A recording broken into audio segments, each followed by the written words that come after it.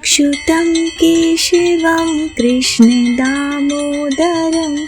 रामनारायणं जानकी वल्लभम। जय श्री राधे कृष्ण। आप सभी का तहे दिल से स्वागत है। आज हम सुनने जा रहे हैं माघ मास महात्म का 10वां और आखिरी अध्याय। जय श्री राधे कृष्ण। यमदूत कहने लगे कि हे वैश्य, एक बार भी गंगा जी में स्नान करने से मनुष्य सब पापों से छूटकर अत्यंत शुद्ध हो जाता है। जो मनुष्य गंगा जी को दूसरे तीर्थों के समान समझता है वह अवश्य नरक हो जाता है। भगवान के चरणों से उत्पन्न हुई गंगा जी के पवित्र जल को श्री शिव जी अपने मस्तक में धारण करते हैं। वह ब्रह्म जो संदेह रहित प्रकृति से अलग और निर्गुण है, ब्रह्मांड में उनकी समानता किससे हो सकती है।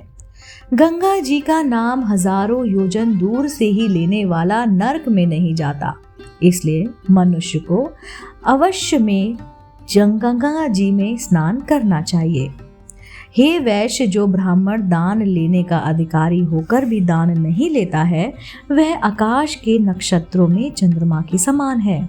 जो कीचड़ से गौ निकालता है, जो रोगी की रक्षा करता है या जो गौशाला में मरता है वह आकाश में तारा होता है। प्राणायाम करने वाले मनुष्य सदैव उत्तम गति को प्राप्त होते हैं।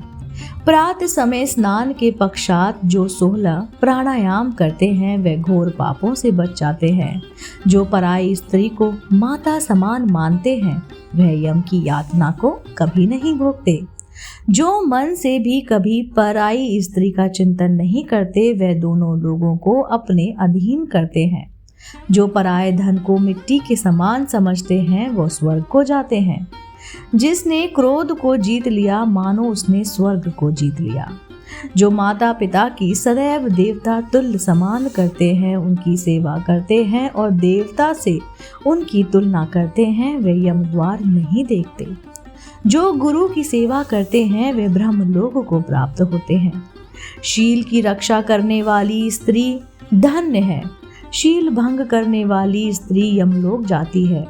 जो वेदों और शास्त्रों को पढ़ते हैं या पुराण और संहिता पढ़ते हैं और सुनते हैं तथा जो स्मृति का व्याख्यान और धर्मशास्त्र समझते हैं या जो वेदांत में लीन रहते हैं वे पाप रहित होकर ब्रह्मलोक को प्राप्त होते हैं।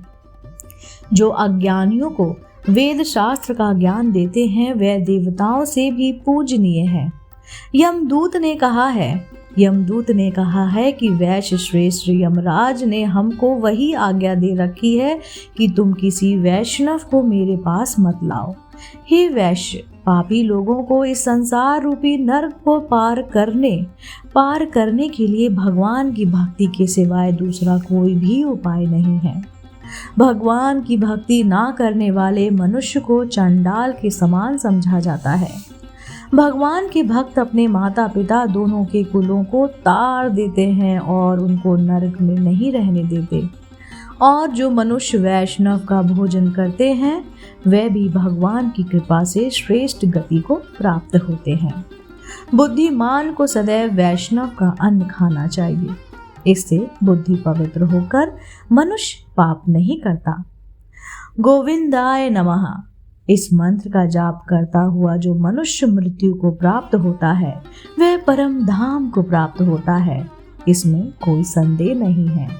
जो ओम नमो भगवते वासुदेवाय नमः का उच्चारण करते हैं उनको ब्रह्मलोक में स्थान मिलता है, उनके सभी पाप नष्ट हो जाते हैं। जय श्री राधे कृष्ण। दोस्तों, उम्मीद करती हूँ आपको मास महात्म का यह 1 से लेकर 10 तक अध्याय ज़रूर पसंद आया होगा।